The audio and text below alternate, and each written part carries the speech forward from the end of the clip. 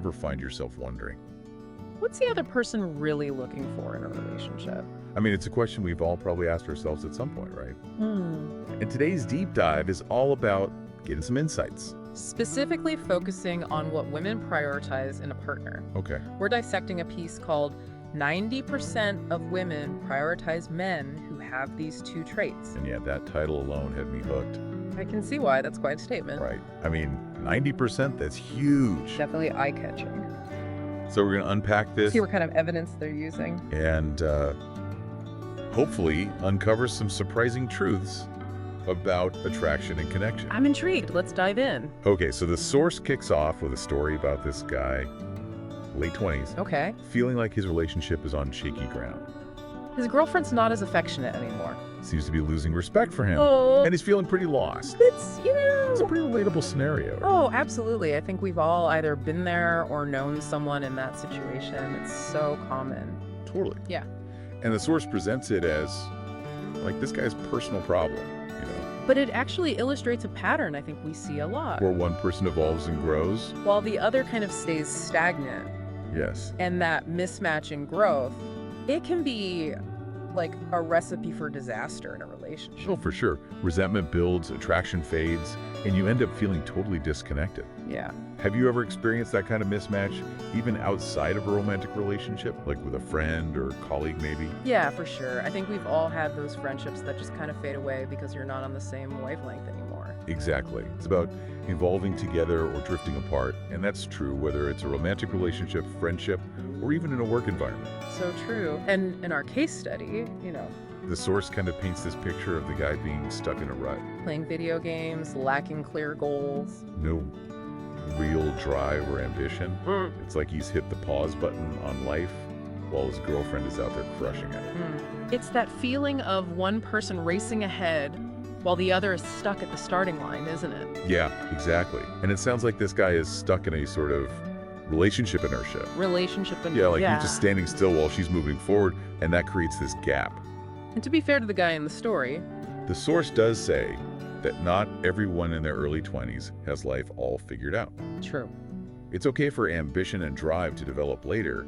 There's no magic age for that. Right, but it becomes a problem when one partner is outpacing the other. In terms of personal growth and that forward momentum, which is what seems to be happening here. And it's that classic relationship advice. You can't have a healthy relationship with someone who's going in a different direction. Oh, 100%. And speaking of different directions, The source also talks about this 25 plus shift. oh, tell me about this shift. Yeah, apparently around this age, women's priorities tend to change. They're looking for more stability, more direction. And yeah, maybe even more ambition in a partner. Seeking a similar life trajectory, I see. Exactly. It's not just about where you are in life, but where you're going, and if you're both headed towards a similar destination. Right, because if you're on two totally different paths, the chances of staying connected long term, well, those odds aren't great. Definitely. And going back to our case study, It's clear that the woman is thriving. she's getting promotions, even going back to school for her master's degree. Wow, she's going places. Right. And meanwhile, her boyfriend is, well, Not exactly setting the world on fire. He seems a bit directionless. yeah, you can see how that difference in ambition and drive could create some friction. Totally. And this leads us to those two traits the source highlights as being super important to women. Okay, the two traits. Yeah, the ones they claim 90% prioritize. Are you ready to find out what they are? You've got me on the edge of my seat here. What are these mysterious traits? Well, the first one might not be a huge surprise. Okay. It's education. Education.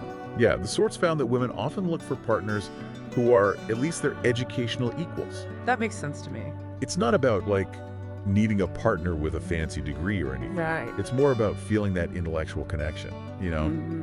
Being able to engage in meaningful conversations, share common interests, Absolutely. and grow together mentally. I think that's so important. And on the flip side, If one person feels like they're always explaining things or, kind of being talked down to, yeah, that can create a real imbalance in the relationship. totally. It's like you want to feel like you're on the same playing field intellectually. Exactly. The source isn't saying everyone needs a PhD, but that shared intellectual curiosity, that's huge. It's a turn on. Oh, absolutely. Now, are you ready for the second trait? This one's a bit more, how should I say it? Delicate. Ooh, okay.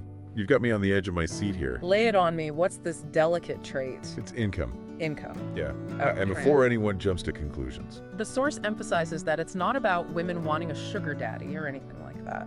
It's more about what income represents, Okay.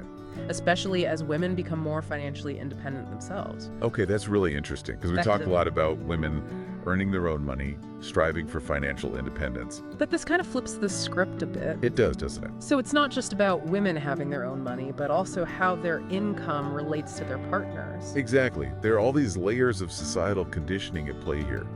You know, for generations, men have been taught that their worth is directly tied to their ability to provide.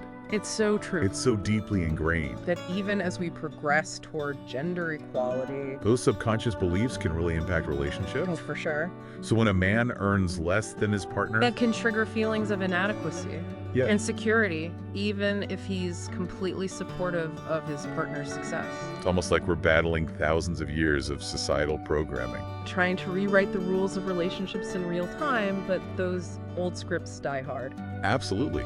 It's a constant process of unlearning and reevaluating what we think we know about love and partnership, and even our own desires. Totally. It's like, are these really my wants and needs, or am I just buying into what society has told me I should want? Right. It makes you question everything. Exactly. And I think that's why I find this topic so fascinating. Because it's not about finding a one-size-fits-all answer. Oh no, relationships are way too messy for that. Exactly. It's about getting us to think more deeply, About the forces at play, both societal and personal. that shape our choices when it comes to love and relationships. I love that you said that, because this deep dive, it's not about giving you a checklist for finding the one. Right. It's about sparking those aha moments that's- where you start to view your own relationships Past, present, or even future. through a more nuanced lens. It's about asking yourself the tough questions. like, what do I truly value in a partner? Yes. And where did those values come from? Precisely. So as we wrap up this exploration of what women want and why it matters, I want to leave you with this. Okay. What are your non-negotiables in a partner? Those core values and qualities that you absolutely cannot compromise on, And more importantly, are those truly your values? or are they echoes of societal expectations, Ooh. family pressures? Or even past relationship experiences. That is such a good question. Because it's so easy to get caught up in those external messages. About what we should want. Right, but the most fulfilling, authentic relationships. They come from a place of deep self-awareness. So true. So take some time to reflect. Dig beneath the surface of those initial desires. What truly matters most to you in a partner, And how can you show up in your relationship romantic or otherwise? with those values at the forefront? I love that. All right, everyone, that's a wrap on this deep dive into the fascinating and often perplexing. World of relationships. Huge thanks to our expert for sharing those incredible insights. My pleasure. Thanks for having me.